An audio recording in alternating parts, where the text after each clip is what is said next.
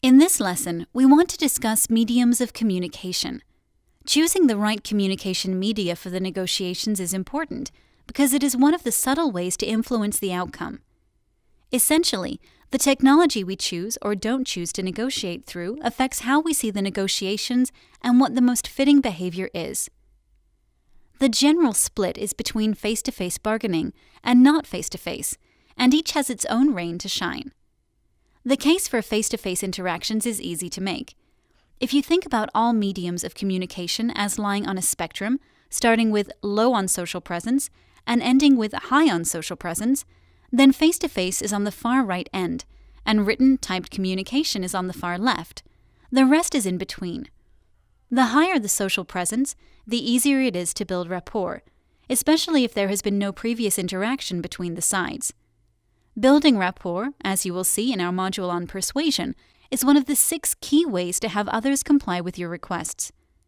An added benefit of face-to-face bargaining is that people are less likely to twist the truth. This makes it a lot easier to create joint value than when one or both parties are lying, or are worried the other might be lying. Does that make sense? Great. Compared to other mediums of communication, face-to-face has the lowest frequency of deceit and suspicion, and hence the lowest likelihood of reaching an impasse.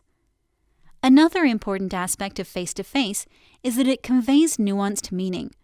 You know how you can read a person by the expression on her face or her body language and mimicry? These cues are present during negotiations, and people heavily rely on them to adjust their offers. Face-to-face bargaining capitalizes on this advantage. Removing these cues decreases the message's quality.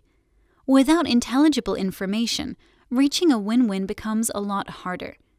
So, face-to-face communication, excellent for building rapport, ensuring truthfulness, and conveying meaning clearly. What about the alternative means of interaction?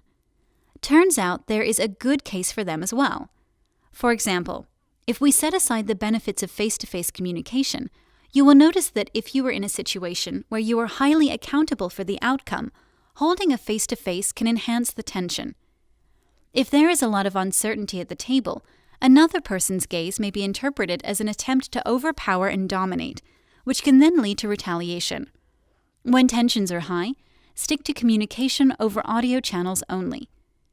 We do not advise opting out for email or written interactions in these situations because the extreme scarcity of social cues tends to make people more direct in their communication. So much, they sometimes tend to lose sight of what is the desirable behavior and become aggressive or rude.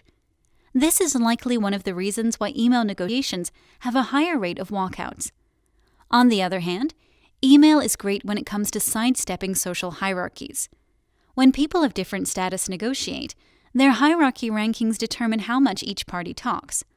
Online, however, the cues for status differences are much less salient, and talk time evens, which results in a higher chance for reaching a mutually beneficial outcome. Sounds like the better option, right? Excellent. So, in summary, face-to-face is the go-to option when you must establish rapport, if it already exists, and/or the negotiations will be high on tension. We opt out for audio communication to reduce hostility, and when the negotiations have a lower stake, and face-to-face is either too costly or unavailable as an option, we can use email to ensure more equal participation. Cool, right? Okay, next, we will do a case study of a real-life deal and identify and name all the negotiation fundamentals we've learned so far, because they are certainly to be found there. Hint, it is often referred to as the deal of the century. Excited yet? Thanks for watching, and see you next time.